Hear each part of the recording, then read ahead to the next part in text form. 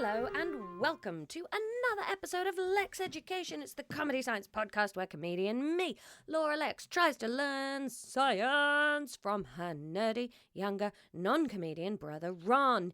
If you're a first-time listener picking up this podcast thinking maybe this is my new podcast, it is your new podcast. However, get out of this episode, you silly sausage, and go back to episode 1. Start with us from the beginning, binge all the way through, and meet us back here when you are done. You will thank me for that advice. Hello, Ron. Hello, I'm Ron. How's You your life? doing this. You don't let me say my bit in the intro. You just swang into it. You just say, hi, I'm Ron. Yeah, and you don't give me a chance. Well, now you've had a chance. Yeah, but, there's a rhythm to it. To my nerdy, cool, approachably handsome brother Ron. And then I say, hello, I'm Ron. And then you do the next bit. Okay, well, listen, what is the point in us having a 5-hour admin meeting every week where we discuss how we're feeling about the podcast and how it's going if you don't bring stuff like this up at that meeting? Because we feel too much, Laura. There's too much to discuss. But we spent 4.5 hours playing Boggle in this week's meeting. I feel like you could have sidled that into the chat. But I felt like I wanted to play Boggle.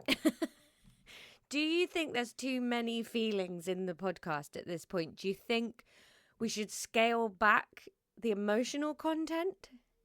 No. We need to be scaling it up because we know what this episode's about, and it's dry bones. Yeah, it does feel like on the whole... Excuse me, I have to open a window because the back of my neck is really hot. We've never recorded at this time of day in the sun before, I don't think, and I didn't know the sun was going to be right there behind that window. Yeah, oh, that's a lovely cool breeze. On the back of you. There's going to be increased pigeon noises now. Oh, and all that cash is blowing around the desk. It's like crystal maze. Why is my life such a mess all the time? Anyway. Too many emotions. I do have too many emotions and kind of not enough. I'm trying to come off my antidepressants at the moment, and so I'm in that weird fog town where you're just like, do I feel anything? The do I feel anything fog town is kind of how I felt on antidepressants, to be honest. Well, I think I did feel it on, and so that's why I've decided to come off. But I want joy back in my life. Yeah, I think, like, for me at least, would not ever speak for everyone's experience. For me at least, like, they're better for short term because, yeah, like the rat tail of it is not great for me.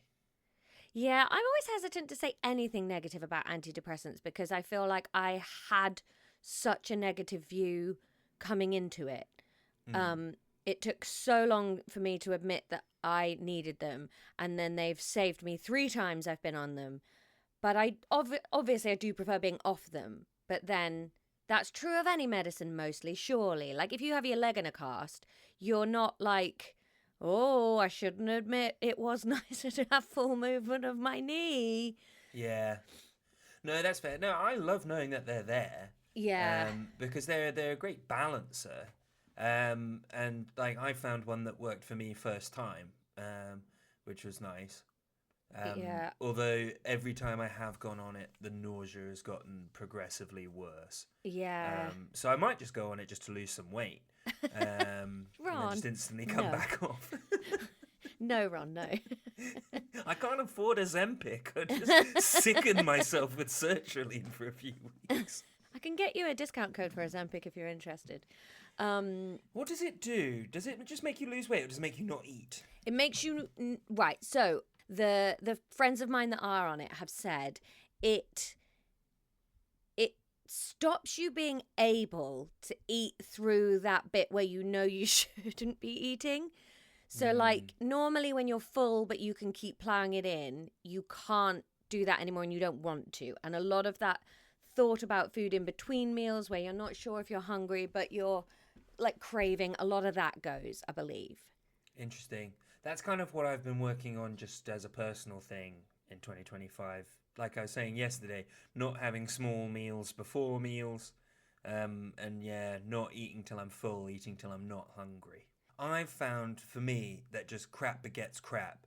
So if I eat like if I have like some I can't moderate like if I have a packet of biscuits, if I have one, I will end up craving more.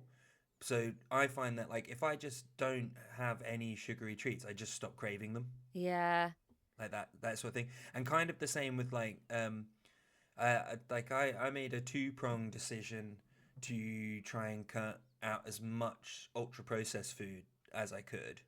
Um, and yeah, like it was A, just because the forever chemicals and stuff can't be good for you, and B, just because most ultra processed food, and this is painting with a very broad brush, most ultra processed food is not really that worth eating.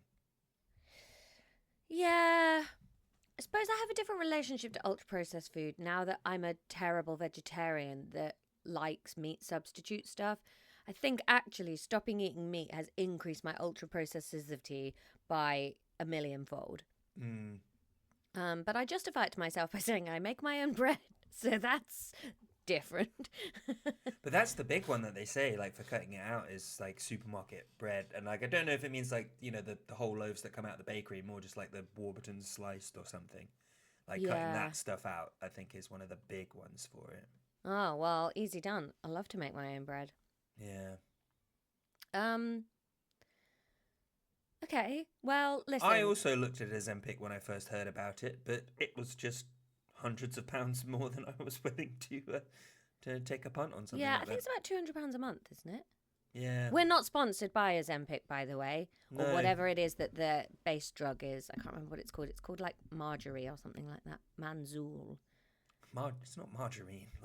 Marjorie. Yeah, you just inject margarine directly into your veins, I believe. Anyway, enjoy this episode that is not entirely at all related to what we've just been jibber-jabbering about. Apart from the fact it's about inaccuracy. Oh, yeah. Bum, bum, bum. Ow. Which book do I need? I've got so many little notebooks rattling about these days, Ron. You do have a lot. Do you know what's really changed about my life in A-level, Ron? Is I haven't used a single gel pen in this book. Just grown-up biros? Yeah. Wow. Yeah. Oh, I'm so happy that D, although here's the thing I didn't tell you in the quiz from last week, Ron, I did a capital D, and it actually should have been a little d. It should have been a little d, yeah. But I've still all got of them the little points now. I've got the points. I actually don't know how that would have been marked. I'm sure they'd have given you a capital D. Big Maybe. D. 14th. Wow, it's been 9 days since we last did a lesson, Ron. Wow. That really? Yeah. 5th of March, I've put down the last lesson was. Have we just done Patreon stuff since then? I think we've only done one record since then. Oh. Feels like we're recording all the time at the moment. On that subject, quick pause and I'll edit this out. Yikes!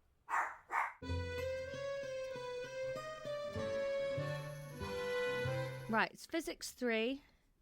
Because here's the thing about getting made redundant, Laura. I was officially told by a man called Rupert yesterday that I am not expected to contribute anymore. Oh. Yeah. So you just don't work anymore? Well, I'm trying not to fuck anyone over, so if something really needs to be done, I'm doing it, but yeah, there's no expectation of me to do anything. Wow. Yeah. Is that messing with your noodle? No, because I'm being. I think it would if I was at home, but I'm in Brussels. Yeah. And then also I'm just doing a lot of job applications and stuff. Yeah. Any good jobs coming up? Maybe Good you'd jobs, be the social media manager for a podcast called Lexx Education. Oh God, no. I mean, there's lots of good jobs out there, but they don't want to fucking speak to me. Ron, everyone should want to speak to you. Who works for a company that needs Ron to work for it? Let us know. If you get Ron a job, you can have a lifetime's free membership to the Lexx Ed Patreon. Yeah, I'll, so I work in customer success in SaaS. Traditionally in the accounting industry. And what he means by that is not he's customer success and a bit sarcastic to everybody. No. What does that mean, Laura? What, SaaS? Yeah. Specialist analytics software. No. What if I told you it was capital S, 2 small A's, and then another capital S? Secret and amazing service. No. Software as a service. Oh. Yeah. Gosh. Yeah, I've got 5 years experience. I've taken a startup all the way through scale up and through to acquisition, building 2 teams in the UK and Australia. So while you're not working, do you want to do all the editing? No, Why? because I keep doing my half. You keep doing your half. But you haven't got a job. Neither do you. I do. This is your job. Yeah. Yeah, so do your job. Well, I think you could step up then while you're on gardening leave. You are now in charge of social medias. I want a post a day on all of our socials. No. Yes. No. Yes. I won't be doing that. You need to, Ron. If you would just focus on that, then you wouldn't need to get another job. We could just be professional podcasters. I don't think that's the thing holding us back. Do you think it's the podcast? I think it's partially the podcast. I think it's identity politics. I think it's the niche thing that we're doing. And I think it's generally just kind of our attitude. Well, I refuse to change any of those things. You're a white man. This should be so successful. God, I hate when I can't blame it on political identity and it has to be our fault. But, yeah, no, well, I won't be doing that. It's my non-symmetrical hair. That's what it is, isn't it? Yeah, that fringe, man. Shut up about the fringe. So rude. Right, Laura, I need a lot of pep in the step today, okay? Got it. And I'll tell you for why. It's because we're still in the dry forest of kilowatts of physics. Whatnot. Yeah, so run us through what we've covered so far in physics. Right, so we began, Ron, 1,000,000 years ago with standard form. 1 to the 10. What's standard form? 10 to the 19. It's a very easy way to represent enormous or tiny numbers. Yep, that's true. What is 8 times 10 to the 16 divided by 2 times 10 to the 8? Whoa, I have no idea. What? 8 times 10? 8 times 10 Stop to saying 8. She ate. 8 times 10 to the 16. Yep. Divided by 2 times 10 to the 8. Do you ever feel sorry for the little divided sign? No. Whoa, I just got the divided sign. It's like a line with a dot and a dot over it, and those dots represent the numbers being above and below. Huh. Yeah, I never really thought about that before. I was just going to say I feel sorry for it because it's like the only one that's a bit babyish, you know? Why is it babyish? Because then when you become a grown-up, you start doing dividing by putting them above and below the line. Yeah. Whereas the others just stay how they are. But it's just a little... It's not babyish. It's a symbol. And it means... Divide. Yeah. So what's the answer to this question? Dunno. Is this the pep in the step you wanted? Oh, God. Right. Adding and subtracting, you have to work them out. No, this is dividing, though. Oh, God. Hang on. Didn't write down what to do with divide. No, I did. Wait. When dividing, use plus and minus. Divide A, subtract the... What's a madoodle? Okay. But wait, they're not the same number, so can I still do that? Whoa, Tom's home. It's difficult to say. I believe I can, because that's the same. So, what do I do there? Divide A, subtract. So that'll be 10 to the 8. 6 times 10 to the 8, Ron? No. 4 times 10 to the 8. Yes. Yes. What are you doing? What do you mean? Well, you were chumping about. Say that again. Came out weird, didn't it? Yeah, why did you get a new accent for a second? Jumping about. I'm listening to an audiobook at the moment, Ron. Very Sacha Baron Cohen. It was a bit weird, wasn't it? Jumping about. I'm listening to an audiobook at the moment, and it's got half Portuguese characters, half Icelandic. And the Did you finish Neanderthals? Yeah. I really like those books. Can't wait for the next one. But I can't listen to them back to back because I get a bit bored of it being samey. But this one, and this narrator just is jumping flawlessly between Portuguese accent and an Icelandic accent. And it's like, those are two quite tricky accents, I would say. They're not the average ones that a British person would have in their repertoire. And then all the chapter headings, and it's quite a dark book, so he'll be like putting on this accent, like, and then chapter 10, and it's really weird. It goes from like, in the severed head rolled down the mountain. Chapter 10 of Ice and Fire. It's really weird.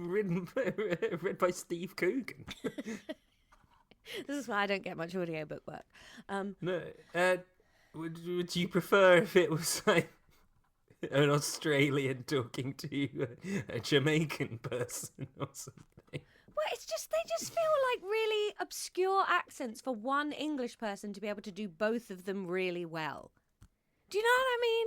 Like, what English person do you know that's got half Portuguese family, half Icelandic, but No, I think they've probably learnt them. But they're not the average accents that you'd just be your go-to. No, I'm you have going to like learn coaches these. and stuff to learn accents. Pardon? We have coaches and stuff to learn accents. Yeah, but you're not going to hire an accent coach just to do one audiobook. Maybe you would. I don't think you would. But no, maybe they just have. Maybe they've done them before. But also, I think you're imagining that at least the tableau that you're painting is this person sits down behind the mic with the book open and just starts reading, Yeah. and is fluidly flitting between these different accents. Yeah. No, I imagine it's very edited. We get to a Portuguese bit and they might go, hang on, Porto. Yeah, Lisbon, I'm sure that's happening. Lisbon. Ron, And I still into think it's very impressive to be able to do a 20-hour book where you are sitting in a little room for like 8 hours a day reading, and he's just crushing it. I'm really impressed.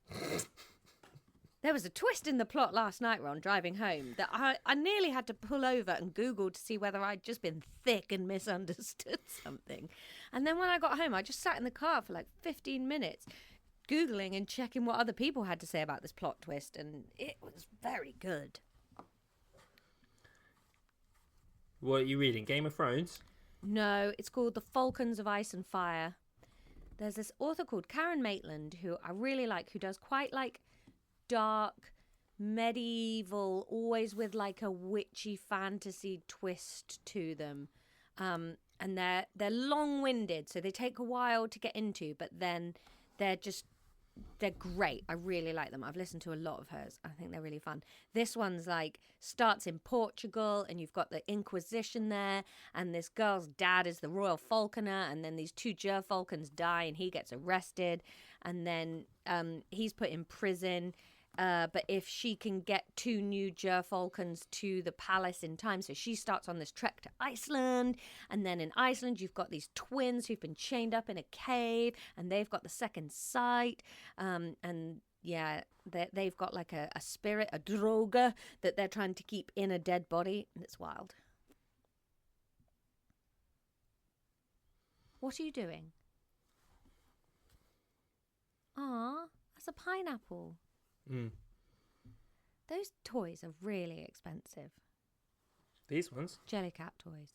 This isn't Jellycat. Oh, is it This not is Cocktail? Too Cute by Doho. Oh, This was won at a fair. right. Did Judith win it in the grief year? What's that? Capybara. Aw. Saw a I capybara think on also won Tuesday. at the fair. Are we recording? Yeah. Good. We haven't done anything yet, Ron. You're not Yeah. putting enough content into these lessons. Well, okay, so we're going to talk about a concept called uncertainty, Laura, and it's Ooh. something that you are very used to. I'm really good at uncertainty. Yes. So uncertainty is kind. Heisenberg's uncertainty principle. Yeah, not that. Is that right, though? Yeah, but I don't really know what that is. Oh, I think it's something to do with, like, nuclear stuff, isn't it? Yeah, probs. We should watch Oppenheimer for a Patreon. No. Why? Sad, long, got that man with the face in it. Cillian Murphy? Yeah. You're not a Murphy guy? I just think he's a bit, like, annoyed at being successful. I don't get the hype. Yeah. I think he's got an interesting looking face. But I think he's handsome. I don't think I've ever seen him act in anything, so I have no idea about his acting talent. But also, that guy, what's his name? Leroy Bibbins, that directs... Leroy Jenkins? No. Leroy Jenkins. Who's Leroy Jenkins? It's an older meme. It's like back in the days of like World of Warcraft. And then there's like this group of people, and they're like planning like one of these raids on, like when loads of people get together and do a thing on World of Warcraft, and then like the lead guy's there and he's like, okay, some people are going to go up here and then you're going to have to strafe with arrows down there, and I want you guys at the back covering us with health potions, and like going over this whole plan, and then this guy just goes, Leroy Jenkins, and then just runs in, and then they have to stop the fight. It's a classic meme. Huh. Like I think it's from before my time. It was an older meme when I started using the internet. Grandpa meme. Oh, I don't remember that meme. Leroy Jenkins. What is his name? Martin? I don't know who you're talking about. The guy that directs the things and all the cast are the same. Like Shakespeare. Christopher Nolan? That's the one. Yeah. Like Shakespeare? Yeah, he just has the same cast and he just sort of casts them in everything. Yeah. I don't really like it when it's like that because then I get confused about what film I'm watching. Yeah, but not to sound like an internet nerd from like 2012, but Christopher Nolan's films are for people a bit smarter than you.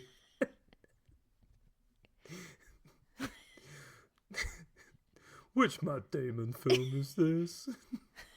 Oh. They're all blue. Oh, which film is it? Oh, I can't remember what I'm watching. I watched half a film this week. Yeah? Yeah. Which Disney film was that? No, it was... Is that why you like animated films? Because they can't have the same actors in them. Because But some of them do, Ron. sequels? Oh.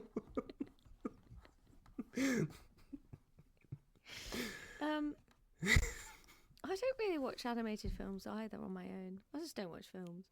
I watched half of From Russia with Love. Such a rogue choice, but okay. Tom and I are trying to watch all the Bond films. And We you're started half a in film January down. and we're halfway through the second one. What did you watch first? The first one, Dr. No. I don't know. Can't remember. Yeah. Yeah, well, it did have a character called Dr. No. Yeah. Oh, I don't know which Sean Connery film this is. Well, I've read the books, so I do know what's happening in these, which is helpful. But they're not We've very read good. No, the James Bond books are quite the read. Uncertainty principle. Anyway, We're 15 minutes in, Ron. We've done nothing. Yeah, we're having a good time. Yeah. Whoa, don't peek. Peaky Blinder. That's Cillian Cillian Murphy, isn't Yeah. Gosh, what a face. Yeah. Now You could that is dig- a face that would launch 1,000 ships. You could dig a trench with that face. I bet Helen of Troy looked like Cillian Murphy. But you know the thing with Helen of Troy is that it wasn't just because she was hot.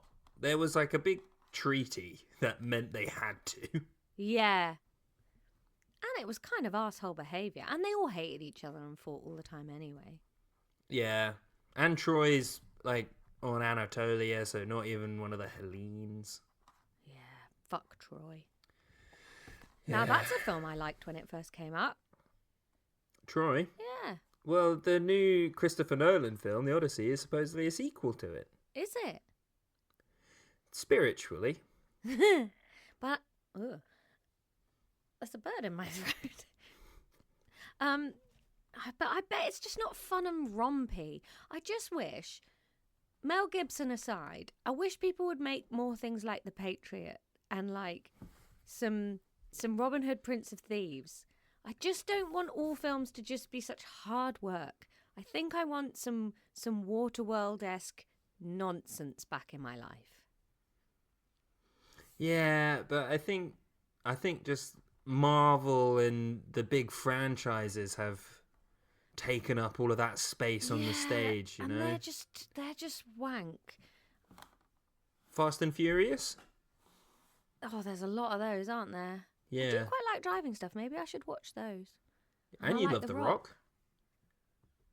Yeah, I'll have a think about it. Maybe when I finish watching all the Bond films, I'll watch all the Fast and Furious films. Maybe I'm a franchise girl. Except for the fact that I'm not enjoying the Bond ones. Why aren't you enjoying Bond? They're just not very good, Ron. No, they look good, but that's no, about it. they don't even look good. Do they not? No, they look plasticky, and the shots are really long, and they kiss weird, and yeah. Why are you watching them? I don't know, because Tom likes to watch films, and I feel like we should sometimes do stuff that makes him happy. Why don't you say, look, Tom, Jim's not doing it for me anymore. Amazon's bought it, and I don't want to watch it now. We're watching it on DVD, though, so nobody's benefiting. Oh, God. And you have to get up in between each film. Ron, we're watching half a film a month. It's not hard to get up between films. But just say, look, let's ditch that. And now, can I introduce you to a bunch of bald men that drive cars? Yeah, but one of them's dead these days.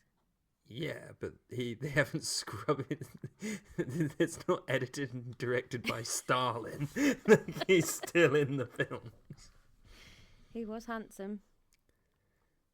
And The Rock's in it, who you love. I love The Rock. Ron, we have to do some science. I'm trying. You're but not trying. You brought us back to Cillian Murphy, and You then we got did. back on the train. No, you said Peaky Blinders. Yeah, because you Now, beat... Peaky Blinders is a slog. I That's haven't a watched that. bleak show. Is that like Gangs of Bleaky New York in Blinders. Birmingham? Pardon? It's about some guys, and they like run a betting shop. Like, all right, Arthur. And then they have really severe haircuts, and they're quite cruel.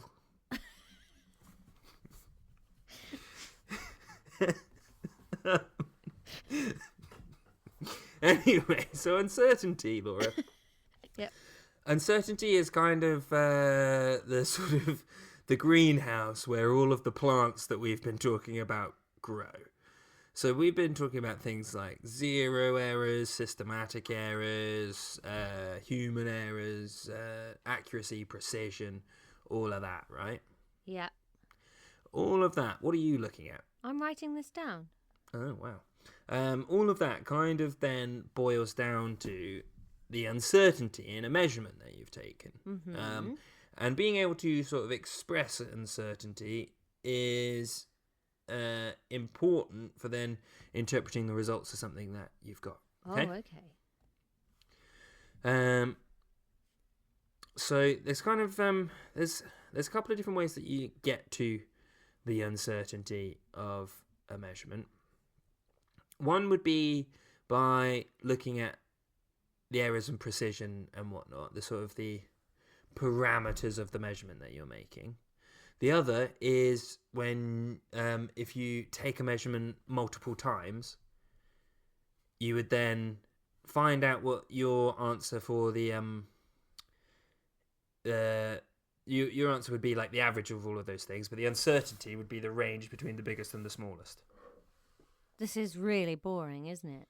Yeah, that's why I keep on taking us on these fun tangents. But instead of tangents, can't we just make this fun? Okay. So, right, like, if you were like, you might have 9 elephants, but you've got 7 because you were wearing wacky glasses when you looked. So we need to be able to express how wacky the glasses were. That kind of thing. Okay. But it's more like you've got 9 elephants. Mm-hmm. And you weigh all the elephants. Well, You weigh all the elephants. everybody say well. And sometimes it's 9.1 tons. Sometimes it's 8.9 tons. Sometimes it's 9 tons. And we've And got then to you work line out up the how... elephants and you say, who's been losing weight? And then you got to work out how wacky that scale is. Okay. So in that example I Because just gave... one of the other what's- monkeys at the circus might have been leaving nuts on it. Maybe. Monkey error. So what would the uncertainty be in that one that I just said there, Laura? Oh, could be a 0 error, could be human error, could be accuracy, precision. Yeah, but I asked about the uncertainty. Yeah, I didn't understand how we measure uncertainty. The weight is Okay. the uncertainty. No, that's fine. So we're going to work out how to calculate uncertainty now, Laura. Okay. Calculating, there's 3 different types of uncertainty. Well, no, there's 3 different ways that we can display uncertainty. Okay. We have absolute uncertainty, the state you live in day in and day out. Absolute. Absolute uncertainty is where you give the uncertainty as a fixed quantity, i.e. just a number. Okay. So for my wacky, zany, fun... Is this like the plus or minus thing? Yes! Hmm. So with my elephants there, we took 3 measurements, 8.9 tons, 9 tons, and 9.1 tons. Yeah. We'll average that out to 9 tons is our measurement. Yeah. And then it's plus or minus 0.1 tons. Yeah. Would be the Yeah. uncertainty. Okay. Yeah, I remember that coming up at GCSE, and I've remembered it. Fractional uncertainty is where instead of giving that fixed quantity, the uncertainty would be given as a fraction of the measurement. Okay. So essentially, Okay, yeah, I understand. yeah, plus or minus 0.1 tons over 9 tons, essentially. Yeah, okay.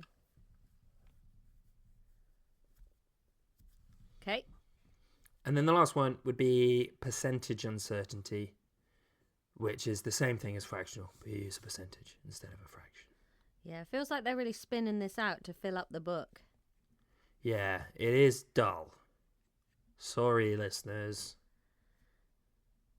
Maybe we could put some really rad music, like have like a guitar solo in the background going like meow, meow, meow. Hey, listen, you've got nothing but time. Why don't you write some new jingles No, for the I need to podcast? find a job. Why don't you make this your job? Because I need to eat. Yeah, Ron, but the rest is history. Make £1 million a year each off their podcast. Yeah. Think how much dip you could get for £1 million. Laura, 3 weeks into having this podcast, we've had all the fans we've got now. That's not true, Ron. That's not true. Every now and again, we find another weirdo that loves it. Once every 6 months, we pick up Yeah. another listener, and I love them. By the time we get that listener, 8 of our existing listeners can't afford to be patrons anymore because the world is sliding into a billionocracy. But listen, one day the tide is going to turn, Ron, and it's all going to come flooding into our little reservoir. I think I'll just keep at my lucrative career. Yeah, can I have some of your money from your lucrative career? No, Please? no. Okay. My career's not lucrative. No. No, it's not. Somebody the other day, I was doing a post on Facebook about like the bottleneck for female comedians, and this guy was just like, you're on the circuit and you're smashing the game and you're at the top of your thingy, like just stay away from all this like TV and blah blah blah nonsense. And I just ended up replying going like, what? Sorry, what? Like, would you just do your job knowing there was no chance of a pay rise or progression, and in fact you're getting pay cuts every 6 weeks as inflation goes up and your pay stays the same as it was when you started? Like, shut up. What are you talking about? Yeah. I was chatting to someone at work recently. Well, it's like someone at an affiliate organisation that I work with, and it was like 2 people that I don't really know on the call, and then one of them says to the other one, they're like, "Oh, you've got your stand-up tomorrow, don't you?" And then she was like, yeah. And then it turns out that she for Christmas been given like 6-week like stand-up course, and then at the end, everyone that was on the course then does a type 5. Where is that? Which course is she doing? I don't know. I think she lives in London. Oh, wonder if that's Logan. But that sounds like a nightmare. Just 12 amateur comics all doing 5 minutes. I've hosted many of those shows. She was I was going to get saying you one that of those courses for your birthday. she was saying that quite a lot of the people that she was doing it with, though, she like recognized the jokes that they were telling from like online, like they were just parroting other people's bits. That sounds like a bad course then. That should have got called out. Yeah. But then she was like, I don't think I was like, "Oh, are you gonna start doing comedy? Is that something that you're interested in?" And she basically just went, "No, I'm not really into the whole female comedian thing." And then was like, "Yeah, because like you see people like Sarah Millican, and she just does jokes about weight loss, and I don't think that like that works." God. Yeah. I had to go into bat for female comics. Thanks, Ron. But it was very, very awkward. Jesus, imagine having that much internalized hatred towards yourself. Mm, You can talk about anything, lady. yeah. What a weirdo. So, how do we find out what the uncertainty is, Laura? Well, we measure it, Ron. Well, there's different ways. Oh, okay. The uncertainty in a reading is one way to do it. A reading would be where you have some equipment that just kind of gives you a number, yeah? So something like a voltmeter or a digital thermometer, I suppose. What? I've lost track. What are you talking about? Oh, no, sorry. A reading is like, yeah, we're working out the uncertainty from a piece of equipment that gives you, Yeah.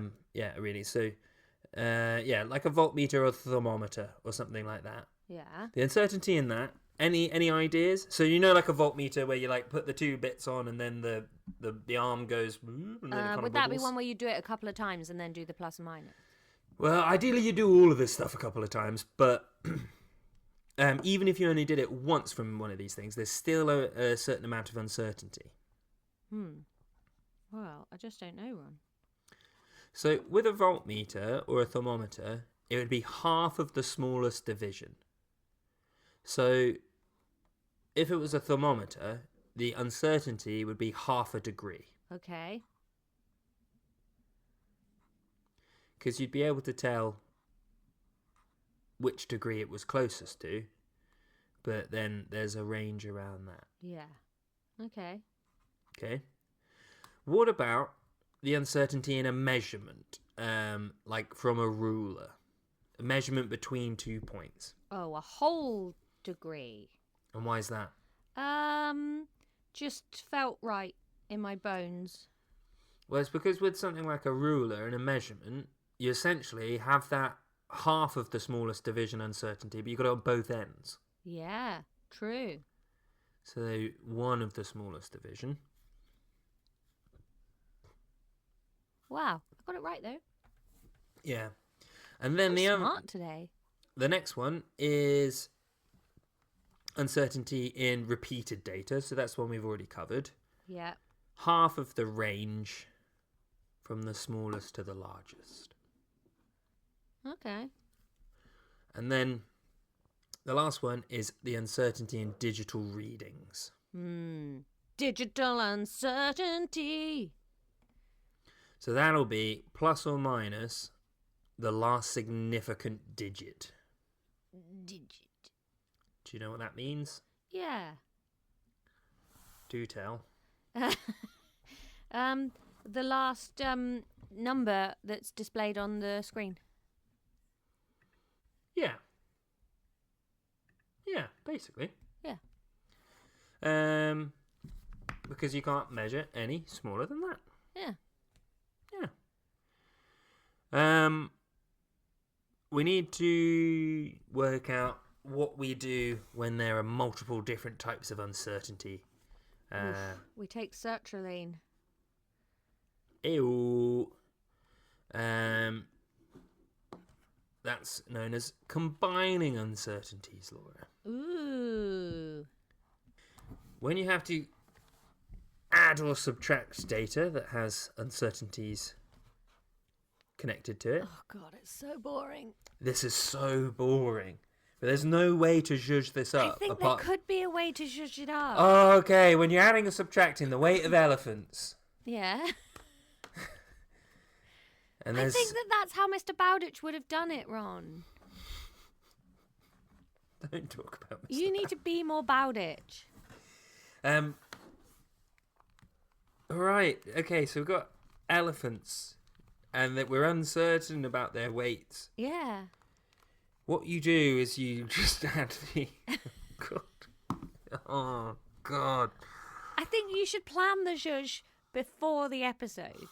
Yeah, but I forgot we were doing this morning. Oh, yeah. I did think that your text back saying normal lesson, ? I'll be ready in 20 minutes was quite telling. Well, why don't we call it here and we'll come back next episode with some zhuzhy elephants. Oh, because then that means another lesson doing this. It can just be the beginning bit. You can just zhuzh some elephants and then we'll move on. Fine. You can do it, Ron. I believe in you. 3 episodes' time, we're going to have the best time working out about... I won't remember. You have to. You've got nothing else to do with your life. Shut up. I'm so busy at the moment. What are you doing? I'm going to some places. I need to get a job. Well, get one then. I'm trying. Zhuzh the elephants as you're pep. You're pep in the morning. Duolingo. Zhuzh an elephant. Boom. Apply for a job. Get the job. You and I feel vastly different about this podcast.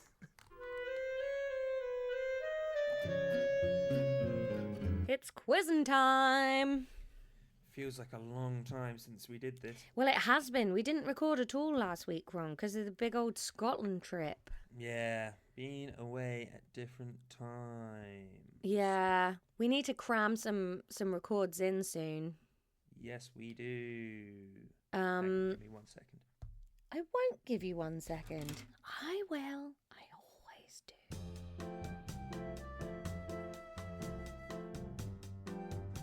Okay, I'm back. He's back. Ugh, I've got a video currently going viral on Facebook and man, it's so boring. The anger from the men. Yeah, good viral or bad viral? The thing is, it's really odd because it goes viral and that's good. It's, I'm picking up hundreds of followers a day and it's getting lots of likes and stuff. But then the comments, the kind of people that comment once something's going viral tend to be the angry people who are like, why is this viral? So it's like super positive, except for all the comments are horrible. But then the people who like it are sort of invisible a little bit. Yeah. So it's necessary and it's fine, but it's kind of like, can Trolls please come up with a new format for, it's about as funny as a burning orphanage, it's about as funny as a crab on a wart on my butthole. It's a boring joke format. Can you come up with a new one, please? Let's workshop it. What would you do? Yeah. I just wouldn't comment. I would, Let's say you felt compelled by how miserable your own life is. And Okay. You needed a glimmer of power by taking away someone else's shine because they actually have a hobby that isn't just media consumption. please don't call my career a hobby, Ron. That's poking me in the soft underbelly. There you go. I just did one. Yeah, there you go. Maybe that's perfect, Ron. That's that. Can you run trolling courses? Yes, I can. I think that's what you should be doing, is teaching these people how to be better at trolling. I also feel like putting out a disclaimer with all of my videos, like, yes, this is my hair.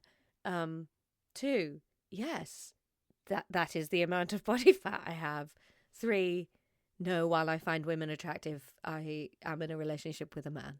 There you go. There's your top 3 things you want to have a go at me for. Also, it's spelled D-Y-K-E. If you're going to use a slur, spell it properly. Well, lesson 1 on the Ron trolls. Yeah. Would be, it's got to be about the content, boys. But yes, you have to pretend it's about the content. Yeah. That's got to be lesson 1. The Pretend it's about the hatred content. Comes from the emasculation, Yeah. but the put down has to be about the content. Yeah.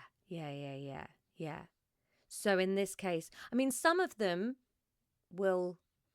What's this video about? Oh, it's interesting, this one, because sometimes I hate the working class, which obviously I do. Who wouldn't? Yuck, they're disgusting.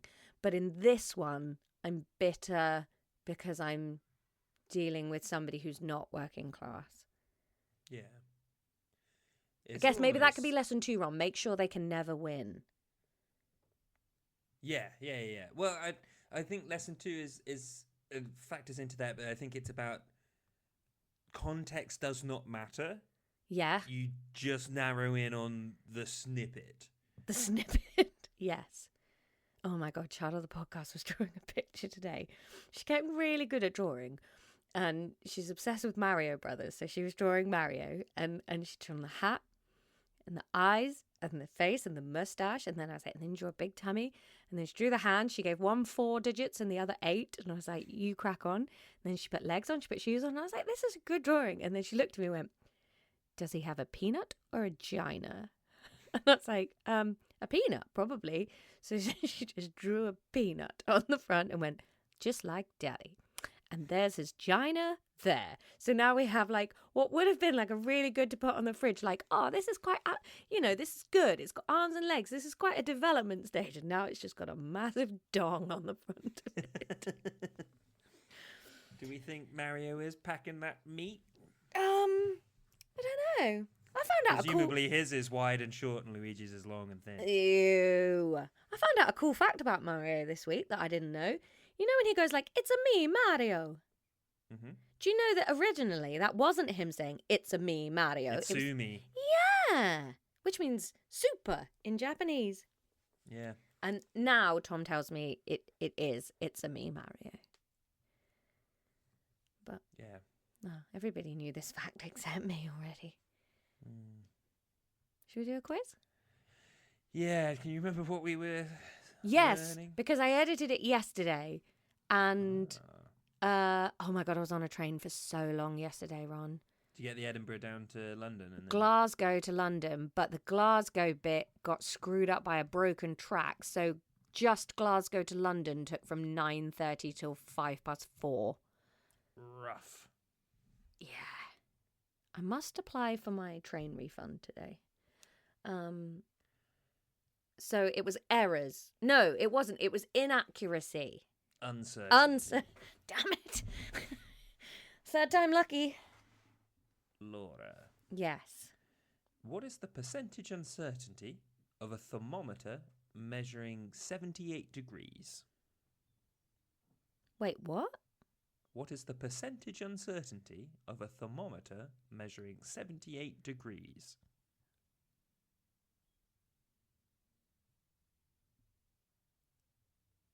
I don't know. You don't know. No. What? I don't remember working that out. If the thermometer, you do half the reading, half an integer of reading. Percentage. Don't know, Ron. Percentage. Don't know, Ron. I don't know at all. Don't even know where to start. Okay. What's the fractional uncertainty Oh, of no. a ruler measuring 24 centimetres? Okay, so if it was 24 centimetres, well, I don't know. How deeply does this ruler measure? What's a standard ruler? It's got millimetres. Yeah. So there's 2 millimetres potential discrepancy, I'm going to say. So, how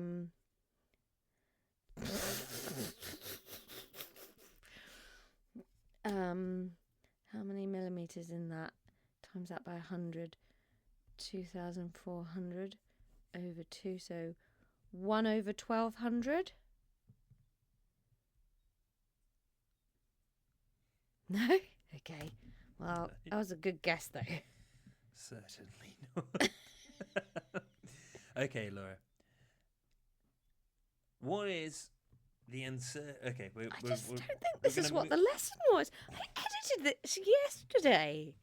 We did do percentage and fractional uncertainty. I remember you telling me they were a thing. I don't remember you telling me how to work them out. Maybe we did, maybe we didn't. Ron! Are you quizzing me on stuff we haven't done? Well, we have done it. I just apparently we stopped halfway through because I Yeah. had all my notes and stuff on it. Because I think you were going to zhuzh it up with elephants. Well, okay. We'll be back. Okay. We'll be back with elephants. Sneaky peeky. Yeah, I don't think you've taught me this, Ron. Shut up. I think I remember you teaching me, like, if it's a reading error. This is the next 4 questions. Okay. What is the uncertainty in a reading, e.g., from a voltmeter? It's the smallest integer of the display. No, it's plus or minus half the smallest division. Oh yeah, because that's you doing the reading. What about the uncertainty in a measurement, e.g. from a ruler? That's 2 because it can be either end. Well, it's 2 of the last one, so it's at least 1 of the smallest divisions.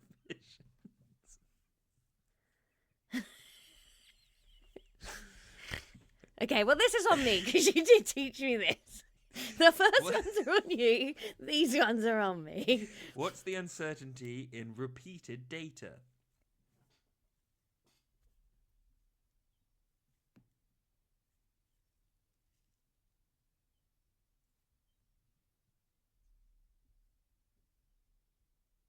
Half the difference between the smallest and biggest reading.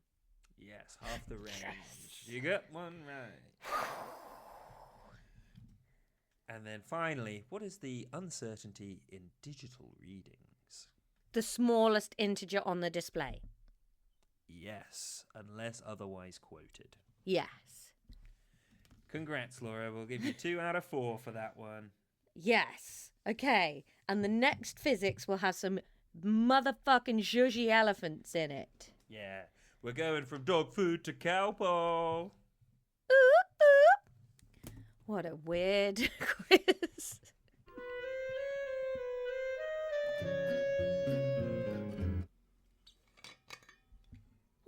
memory, Ron, and I edited this one so long ago that I can't quite remember, but I think I did all right in that episode. Yeah, it's a. I think this whole sort of murky wood that we're in with physics at the moment is all fairly like it's all stuff everyone kind of gets, but you just got to apply the right language to it so that you can communicate it.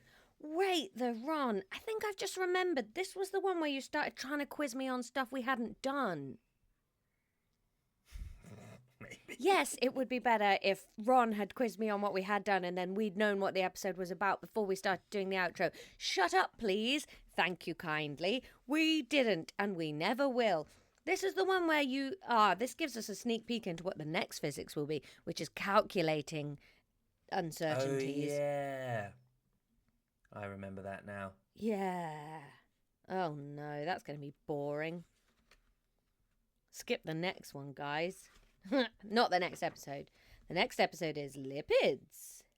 Sneak peek for the episode we're about to record. I've made an exec decision to just jump to the next section of physics for the sake of the podcast. Oh, Ron.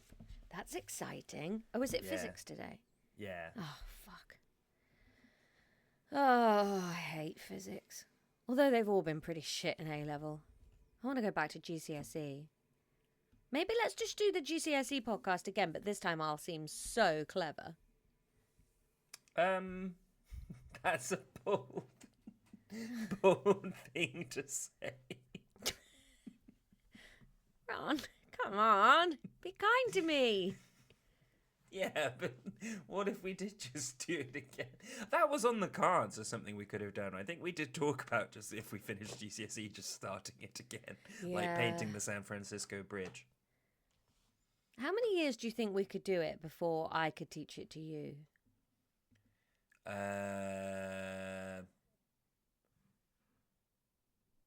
Well, as much better as you were getting at it, I'd also be getting that much better. So, like, I think, like, already if you did it to me, I'd just be like, yeah, I know, for a lot of it. So I think if we then did it for like another 7 years, and then you started teaching it to me, that would be a terrible podcast. I don't know. I think there'd be comedy value in we could get guests on and I will poorly explain their specialism to them while they sit there and go, yeah, okay. I don't really contribute. Like the opposite of most podcasts where you get a guest on to really make use of their expertise. We get a guest on and they just waste it for an hour. That's really funny. Especially if we don't tell them that's what it's Yeah, about. yeah, yeah. Because nobody listens to the podcast before they guest on things. Absolutely not, no. Yeah. Yeah. All right, we'll get thinking about that. Maybe that could be this year's guest episode that everybody hates. Yeah. We've run out of guests though. Have we really only done 2.5 years? Huh. I think we've only had 2 guests, haven't we? Yeah. We're in our 3rd year currently because that's the artwork we're on. Yeah. But We're coming up to that time. We are. By the time I get back from New Zealand, it'll be just round the corner. Let's get a big star, like a Mark Ruffalo type. Okay, you work on that while I'm in New Zealand. Oh, you're going to be in New Zealand. Get Rhys Darby. Okay, I'll just get him. Get him. I I'll presume. get him. Excuse me, Agency of New Zealand Stars. I'm looking to get Rhys Darby. I presume he's just at the airport greeting people. Can I have him, please? No, another flight of the Concorde will not do. It must be Rhys Darby. Yeah, I presume within 2 weeks you'll be sort of floating in a pool at Peter Jackson's house, and Rhys Darby will be there, eating a coconut. Wouldn't that just be great if I just became like a beloved darling of New Zealand? They'd just be like, fuck, the hobbits have arrived. They were real all along. I have got really hairy toes. I keep looking at them and thinking I should epilate them, but it hurts so much. I can't remember whose tweet it was, and I wish I'd written it down at the time because they were very funny, but their bit about how toe hairs are actually attached to the bone, and that's why it hurts so much to pull them out. I've never pulled them out. Oh, pull out one of your toe hairs now. You got any tweezers around? It won't come out. Ow! Well, I pulled out like 6. It really hurts, doesn't it? I mean, just pulling out hair hurts. Oh, did your toe hairs not hurt exceptionally much? Not particularly. Pull out one of your nose hairs. Those are the most painful. Oh, I don't know. I don't have long nose hairs. Oh. I have 2 little billy goat beards poking out my nostrils. Well, thanks for listening, everyone. There's no register because none of you fucks want to give us any money. Except for the ones that already do, the hundreds of people that do. And we're very grateful for you. But we're looking at those other chumps. But listen, we love you anyway. And we hope that you're happy in all of your life choices. And don't forget to moisturize and wear sunscreen. I know it's only April and it's not like hot, but the sun is still the sun and you must be careful. Leave us a 5-star review wherever you listen to your podcast. It really helps new listeners come into the ecosystem. And wear a big badge that says my favourite podcast is Lexx Education. Why don't you listen to it? Tell you what, only one of you fucks ever got a tattoo. Let's up that game. Carol strode out ahead of the rest, leader of the Rat Pack. Yeah. Once again, and she's still treading water in the fan pool, and everyone else is milling around the outside. Yeah. Bye, everyone. Class dismissed.